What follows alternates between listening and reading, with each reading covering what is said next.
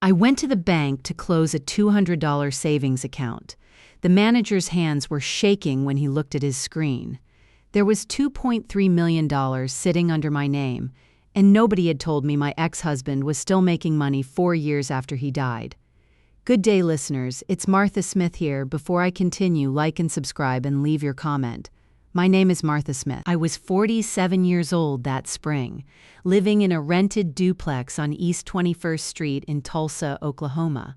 The kind of place with a water stain on the kitchen ceiling shaped like the state of Florida that the landlord kept promising to fix. I worked as the bookkeeper at Redmond's Auto Parts, a family-owned shop off Memorial Drive that had been there since 1978. I did the payroll, the invoices, the tax filings, the whole quiet machinery that keeps a small business from falling apart, and I did it well enough that nobody ever thought to ask how I was doing it.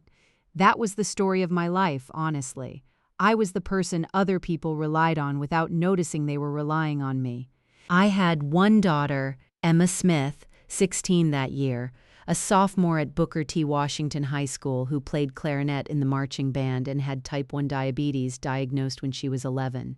Emma's insulin and her insurance premiums were the two numbers I thought about every single month before I thought about anything else. My paycheck from Redmond's was $41,000 a year. It was enough most months, not enough for surprises. I'd been divorced from Walter Smith for 6 years by then, and a widow to him for 3.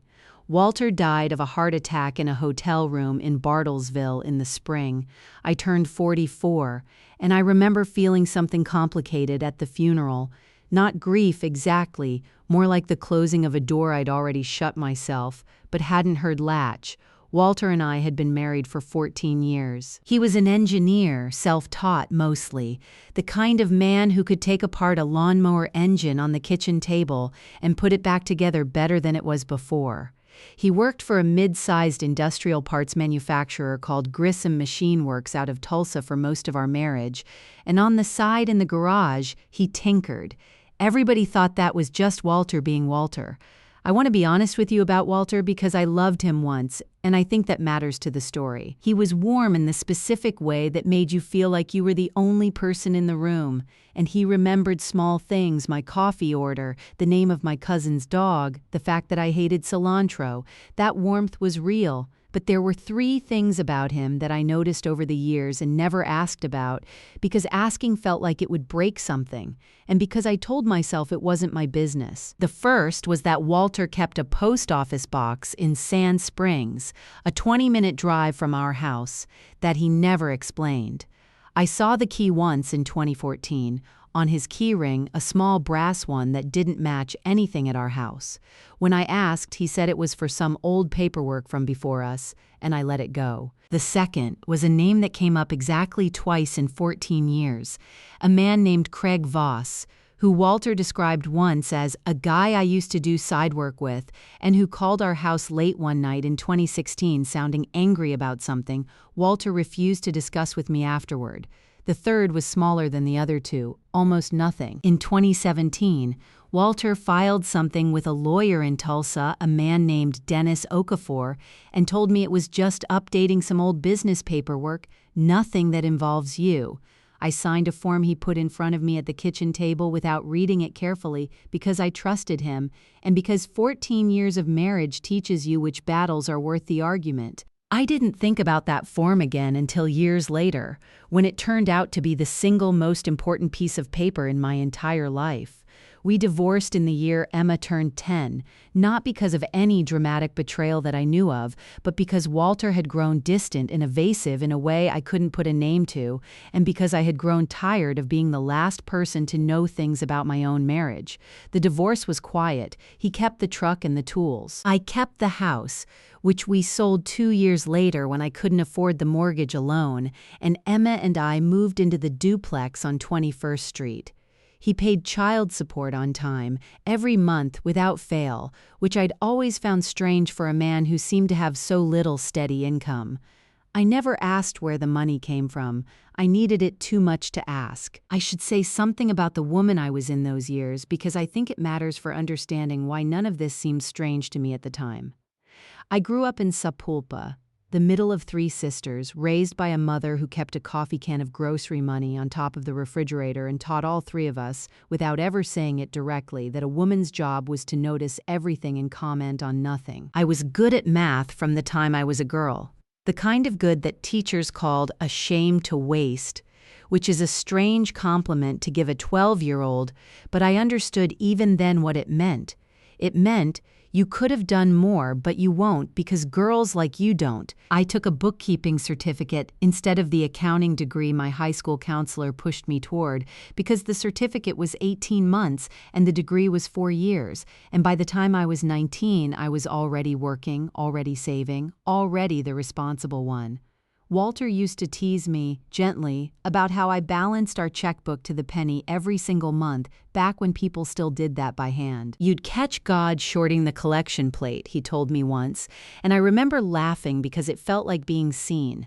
I think that's the cruelest part of what I'd eventually learn, that the very trait he loved in me, my precision, my refusal to let a number go unaccounted for, was the exact trait he spent years quietly working around. It was a Tuesday morning in April, and I remember the date specifically because it was 2 days before Emma's insurance renewal was due, and I was trying to consolidate every scrap of cash I had.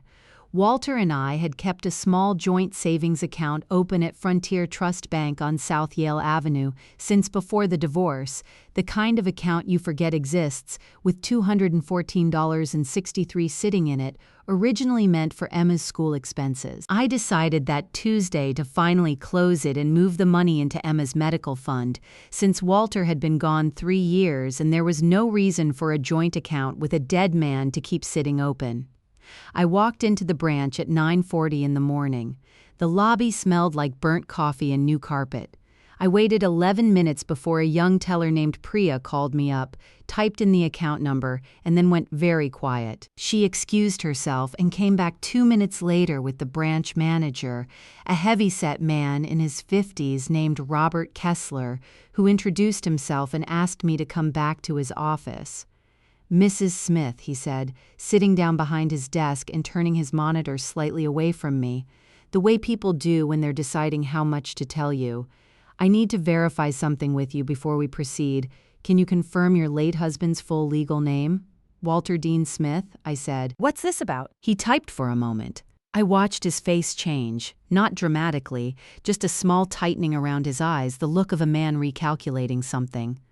"This joint account is linked to a trust structure," he said slowly, "a trust called the WDM Family Holdings Trust. I'm going to be honest with you, ma'am. I don't see this every day. There's a secondary account tied to this trust under your name as sole surviving beneficiary." "I don't understand," I said. "What secondary account?" He turned the monitor toward me then, and I watched his hand actually tremble slightly as he pointed at the screen. "This account," he said, "has a balance of $2,340,612.47. I want you to understand what that moment felt like, because words don't quite hold it. I heard the number and it didn't attach itself to anything real.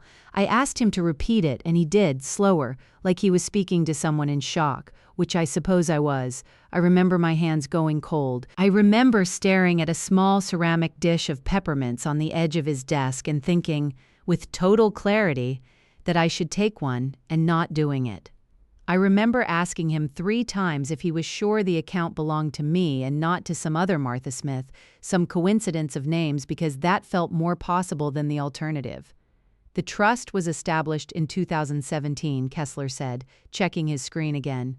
"Walter Dean Smith, grantor." Martha Smith, listed as sole surviving beneficiary upon the grantor's death, with a secondary contingent beneficiary, a Tyler Smith, listed after you. The funding source appears to be a series of deposits from an entity called Red Wing Holdings LLC, going back to 2017, continuing through this past January. I said, "This past January? He's been dead 3 years. Kessler looked at his screen again, and I watched him choose his next words carefully. "The deposits are ongoing, Mrs. Smith. The most recent one posted 11 days ago." I sat in that office for another 20 minutes while Kessler explained, in the careful language of a man who clearly didn't have the full picture himself, that the trust was locked under some kind of dormancy clause that had only recently lifted, which was why the bank systems had only just flagged it for release to me. He gave me a folder with printouts, a card with a case number, and the name and number of the bank's trust department. He told me I would need a lawyer. I remember him saying that last part twice, like he wanted to make sure it landed. I drove to a parking lot behind a Brahms on Yale, 3 blocks from the bank, and I sat in my car for 40 minutes without turning the engine on. I didn't call anyone. I didn't cry exactly. I just sat there with the folder in my lap, running my thumb along the edge of the papers, feeling the strange, heavy quiet of a fact too large to say out loud yet. Somewhere out there, money connected to Walter. Money he had never mentioned. Money that had kept arriving for years after his death was sitting under my name, and someone, somewhere had known about it and said nothing.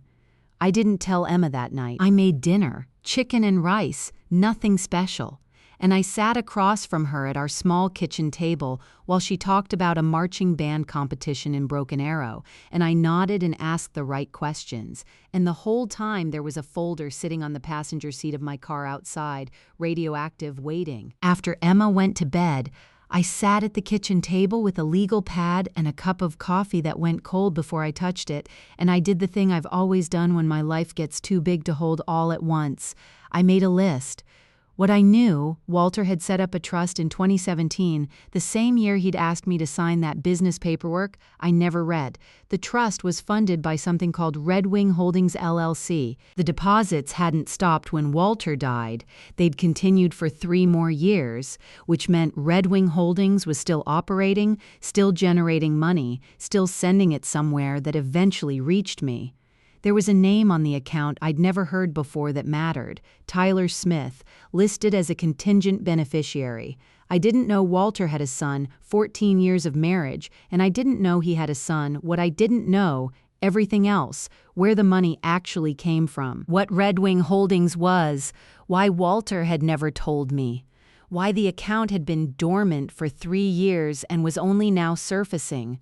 Who Craig Voss was, really, and whether he had anything to do with this, what I was afraid of, that this was a mistake and I'd get my hopes up and lose them, that it wasn't a mistake and accepting it would open some door I couldn't close again, that whoever had been quietly managing this money for 3 years without contacting me was not going to be happy that the dormancy clause had lifted and I now knew it existed, and underneath all of that, the smaller, more immediate fear.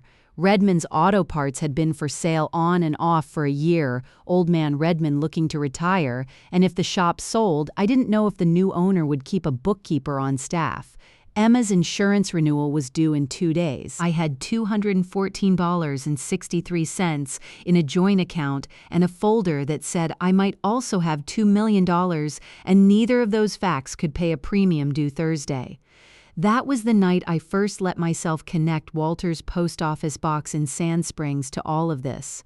I hadn't thought about that little brass key in years, but sitting there with the trust paperwork in front of me, I thought, a man doesn't keep a secret post office box for old paperwork. A man keeps a secret post office box because he's receiving something he doesn't want arriving at his house. I didn't know yet what that something was, but I wrote his name, Craig Voss, at the top of my legal pad, underlined it twice, and went to bed at 2 in the morning without sleeping much at all. The next morning, I called in sick to Redmond's for the first time in 4 years, and I called a lawyer. I found Renata Cole through a friend from church whose brother had gone through a messy business dissolution and come out the other side with his shirt still on his back, which he credited entirely to her. Renata's office was above a dry cleaner on Cherry Street, 1 paralegal, a coffee maker that looked older than my car, and a nameplate on her desk that just said Cole, no first name, like she didn't have time for the extra syllables.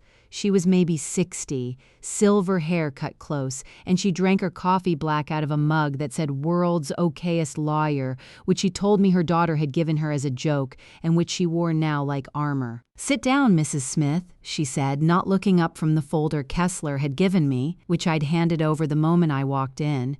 "Tell me everything you know, and don't leave out the parts that embarrass you. Embarrassing details are usually the important ones. I told her everything: the joint account, the trust, Red Wing Holdings, the post office box, Craig Voss, the paperwork I'd signed in 2017 without reading, Tyler Smith's name on the beneficiary line. She wrote almost nothing down. She just listened, sipping her coffee, and when I finished, she said the first of what would become her signature line, one she must have said to me 15 times over the following months. "Paper doesn't lie, people do. We're going to let the paper talk first."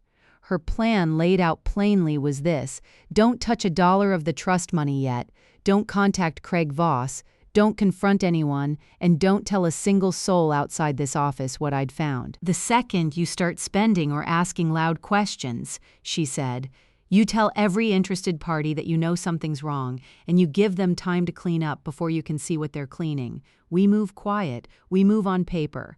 Over the following 6 weeks, Renata and her paralegal, a patient young man named Marcus Whitfield, pulled every public record they could find. Red Wing Holdings, LLC, it turned out, had been registered in Oklahoma in March of 2017. The same month Walter had me sign that paperwork at the kitchen table with 2 listed members, Walter D. Smith and Craig A. Voss. The registered business address was a UPS store mailbox in Sand Springs.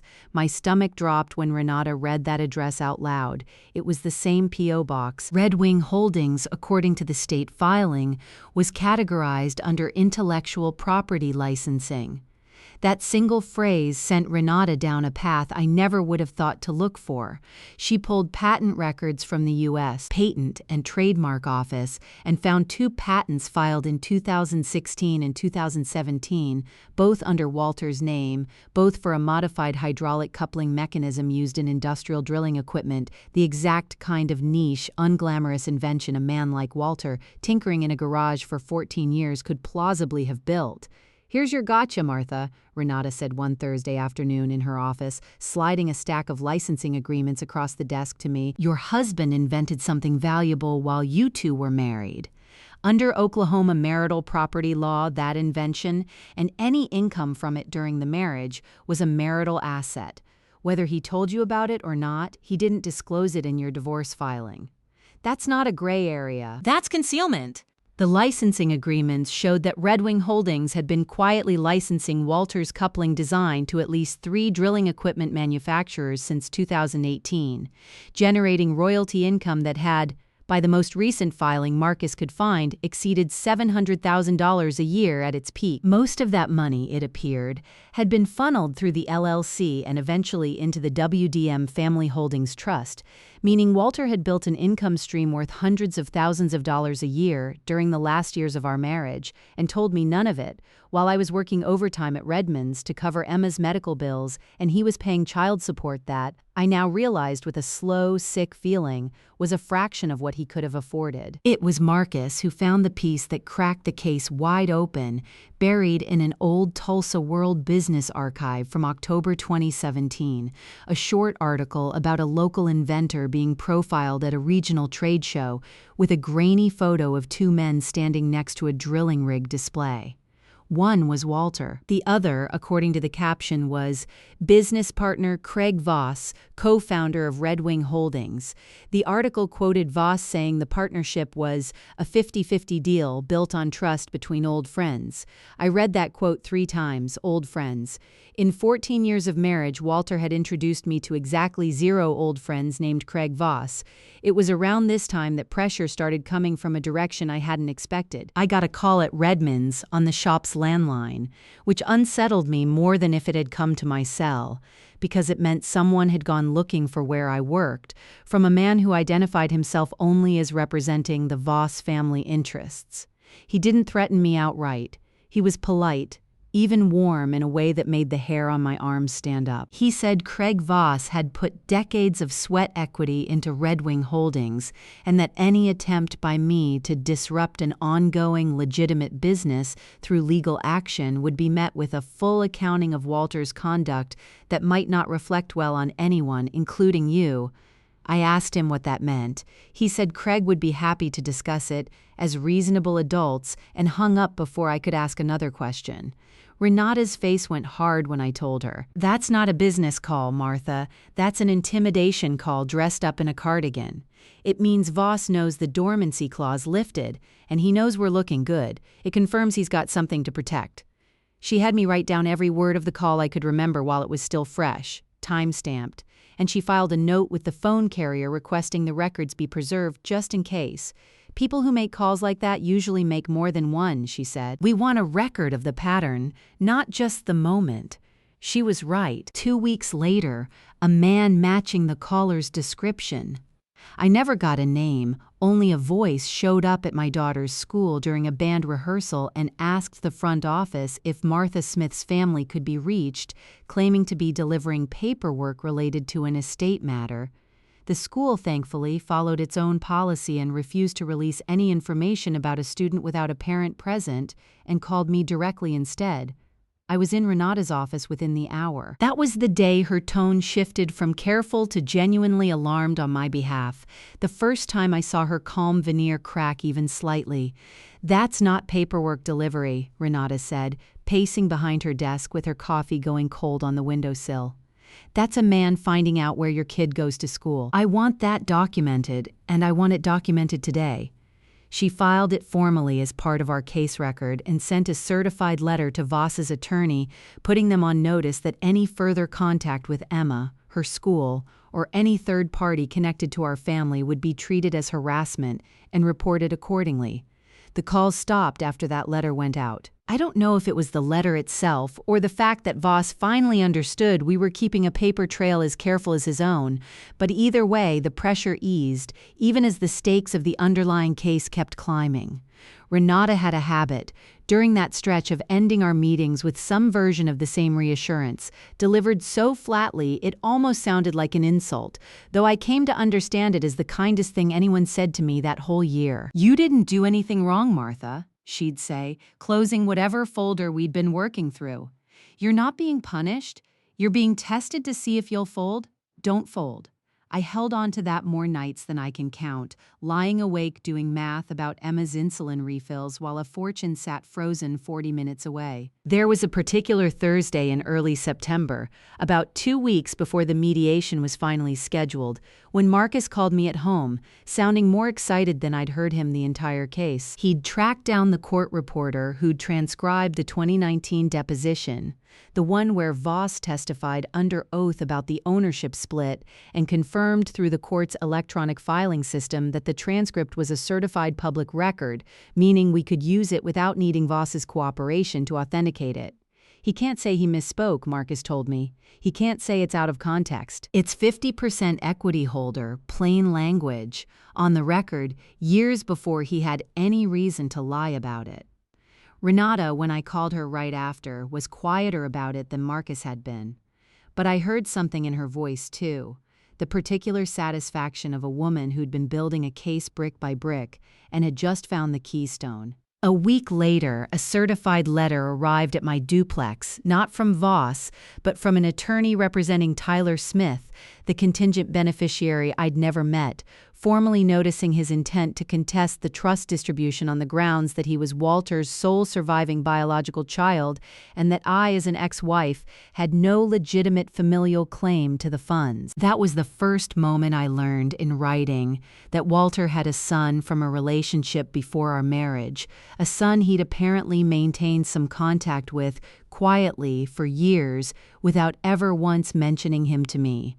All of this was happening while my actual life kept demanding to be lived. Old man Redman finally accepted an offer on the shop that June, and the new owner, a regional chain out of Oklahoma City, made it clear during the transition meeting that they'd be bringing in their own centralized bookkeeping system, which was corporate language for my job would not exist past September. Emma's insurance renewal came due again. And I paid it both times out of savings that were thinning faster than I liked, because Renata was firm that I couldn't touch a cent of the trust money until the legal status was resolved. Spending disputed funds, she said, could be used against me later as evidence I'd assumed a claim I hadn't yet proven. I lay awake more nights than I want to admit that summer, doing math in my head about insulin costs and premium due dates while a $2.3 million account sat frozen in a legal limbo 40 minutes away. The break came in August when Marcus, digging through old court records related to an unrelated 2019 business dispute Red Wing Holdings had been party to, found a deposition transcript Craig Voss, under oath, in a contract disagreement with one of the drilling companies describing the ownership structure of Red Wing Holdings in detail. In that transcript, Voss stated clearly, under penalty of perjury, that Walter Smith had been the sole inventor and 50% equity holder of the coupling patent and the LLC right up until his death, and that per their operating agreement, Walter's 50% interest passes to his designated estate beneficiary upon his death, per Section 9 of the LLC operating agreement. That transcript, a document Voss himself had created years earlier under oath, before he had any reason to think I'd ever see it, became the single most important piece of evidence in the entire case. Paper doesn't lie, Renata said again, tapping the transcript with one finger. People do, and Craig Voss had told the truth once, back when it didn't cost him anything. The matter came to a formal mediation hearing in late September, held in a conference room at Renata's request rather than a courtroom, because she believed, correctly as it turned out, that Voss would rather settle quietly than let a full accounting of Red Wing Holdings become part of a public court record. The room was on the 9th floor of an office building downtown, all glass and gray carpet, with a long table and a court reporter typing quietly in the corner. Craig Voss walked in wearing a blazer that fit him a little too well for a man his age, 61, gray at the temples, the kind of practiced, easy smile I imagine had gotten him a long way in life. He had his own attorney beside him, a sharp young woman named Felicia Grant who barely looked up from her folder. Tyler Smith sat 2 seats down, 31 years old, I learned later a face that had some of Walter's jaw in it, which I found harder to look at than I expected. He looked nervous in a way Voss didn't. I sat beside Renata, my hands folded on the table, and I said almost nothing for the first 40 minutes, exactly as we'd planned. Renata laid the documents out one at a time, unhurried, like she was dealing cards in a game, only she understood the rules to the trust filing, the LLC registration, the patent records, the licensing agreements showing 3 years of royalty payments. Voss had continued collecting and managing after Walter's death without notifying the named beneficiary. And finally, the deposition transcript. "Mr. Voss," Renata said, sliding the transcript across the table, "would you like to read this section aloud, or should I?" Voss glanced at it and his jaw tightened, just slightly, a small muscle working near his ear. "I'm familiar with what I said," he said. "Then you're familiar with the fact that you testified under oath that Walter Smith's 50% interest in Red Wing Holdings passes to his designated beneficiary upon his death. That beneficiary is my client, not a discretionary gift you decide to release when it's convenient. A legal entitlement you've been sitting on for 3 years while continuing to draw a salary from an LLC that owes her half its royalty income. The trust had a dormancy clause," Voss said. "I didn't write that clause. I followed the paperwork." "The dormancy clause," Renata said, "required notification of the beneficiary within 90 days of the grantor's death, which you never sent. I have the trust document. I have the bank's compliance log showing no notification was ever filed. That's not a clause you followed, Mr. Voss. That's a clause you sat on your hands and hoped nobody would ever ask about." It was the first time I saw Voss's composure actually slip. He didn't shout. He didn't stand up. He did something smaller, something I noticed because I'd spent 14 years learning to read exactly this kind of man. He reached up and adjusted his collar, twice, a small unconscious gesture, and his eyes went to the window instead of the table. I spoke for the first time then quietly, because Renata had told me the moment would come and I'd know it when it did. "Mr. Voss," I said, "I'm not here for revenge. I'm here because you knew where I lived. You had my address on child support paperwork for 6 years. You could have sent one letter. Instead, you sent a man to call me at my job and threaten to smear my dead husband's name if I asked questions about money that was legally mine. I'd like to know why." He didn't answer that directly. He looked at Felicia Grant, who gave him the smallest shake of her head, the universal lawyer signal for stop talking, and instead he said, flatly, "What are you proposing?" Renata laid out the terms plainly. Full release of my 50% trust interest, immediate and retroactive, including 3 years of accrued royalty income Voss had managed without distribution. A formal accounting of Red Wing Holdings books going back to 2017, conducted by an independent auditor of our choosing. And Voss's resignation as trustee of the WDM Family Holdings Trust to be replaced by an independent fiduciary. In exchange, we would not pursue a separate civil suit for breach of fiduciary duty, which Renata made clear we had more than enough documentation to win, and win publicly. Tyler Smith spoke up then, quiet, looking mostly at the table. "I didn't know," he said, "about the notification thing. Craig told me you'd been paid out already years ago. I didn't know he never sent anything." I believed him, honestly, more than I believed Voss. He looked like a young man who'd been handed a story and never had a reason to check it. The mediation lasted another 2 hours, Voss argued quietly, about operational costs and reinvestment and the years of goodwill work he claimed to have done keeping Red Wing Holdings running after Walter's death. Renata let him talk, took notes, and every so often set another document on the table that undercut whatever he'd just said. By the end of it, Voss's attorney was doing more talking than Voss was, which Renata told me afterward was always the tell that a case was over when the client stops fighting and the lawyer starts negotiating just to get out of the room. At one point, during a short recess, I found myself alone in the small kitchenette down the hall from the conference room, filling a paper cup with water because my mouth had gone dry, and Voss walked in behind me, apparently looking for coffee. For a moment, neither of us said anything. Then he said quietly, not looking at me directly, "Walter talked about you? You know, more than you'd think." I didn't answer right away. Part of me wanted to ask what he'd said, wanted some small crumb of the man I thought I'd married. But I thought of Renata's voice in my head. Paper doesn't lie, people do. And I understood that even this, even now, might be another attempt to soften me before we went back into that room. "I'm sure he did," I said finally. "It doesn't change what's on the record, Mr. Voss." He nodded slowly, like he'd expected that answer, and didn't try again. We went back into the conference room a few minutes later and didn't speak outside of the formal proceedings again. Felicia Grant, to her credit, was the one who ultimately talked Voss into signing rather than dragging the matter into open litigation. I heard her at one point lean over and say to him in a voice not quite as quiet as she probably intended, "Craig, the audit is going to happen whether you sign today or in front of a judge in 6 months. The only question is whether you control the narrative or a jury does." Whatever calculation he ran in his head after that, it landed him at the signature line within the hour.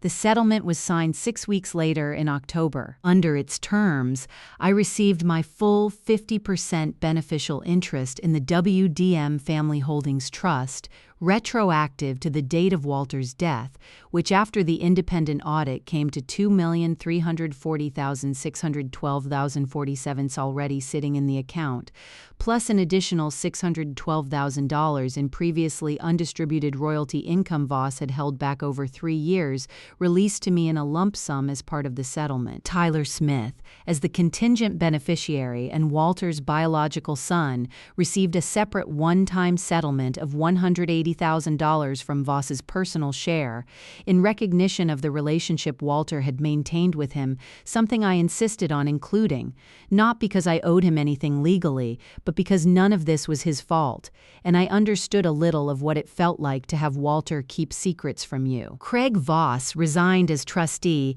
and as managing member of Red Wing Holdings, transferring his role to an independent fiduciary appointed by the court. The independent audit Renata insisted on turned up enough irregularities in his handling of the LLC's finances over 3 years, commingled funds, unreported personal expenses run through the business account, a leased car that Red Wing Holdings had apparently been paying for since 2019, that he was forced to pay an additional $95,000 in restitution to the trust as part of closing out the audit findings on top of the settlement. He kept his original ownership stake in the LLC going forward, but under new, independently audited management with quarterly reporting requirements I had a legal right to review from that point on. I remember sitting in Renata's office the day the funds cleared, staring at a bank statement with more zeros on it than I'd ever seen attached to my own name, and feeling mostly tired. Not triumphant. Tired in the specific way you feel after carrying something heavy for a long distance and finally getting to set it down. Paper doesn't lie, Renata said, closing the file with something that might have been the closest thing to a smile I ever saw from her. Told you, it's been 2 years now since that mediation room on the 9th floor. I want to tell you honestly what came of it, because I think the honest version matters more than the tidy one. I quit Redmond's, or rather Redmond's quit needing me, and by then it didn't matter, because I no longer needed the $41,000 a year to keep Emma insured. I used part of the settlement to pay off the duplex's landlord entirely. I bought the building outright, actually both units, and we still live in the same place, just without a mortgage or a landlord who won't fix a water stain. I put the rest into a mix of conservative investments and a trust for Emma's college fund and future medical needs on Renata's advice, because she told me plainly, money like this ruins people who spend it like it'll always be there. Don't be one of them. I took her seriously. I did start something new, though. In the spring after the settlement, I used a modest slice of the money to open a small bookkeeping and tax practice out of a real office on Cherry Street, 3 blocks from Renata's, as it happens, mostly serving small family businesses like Redmond's used to be.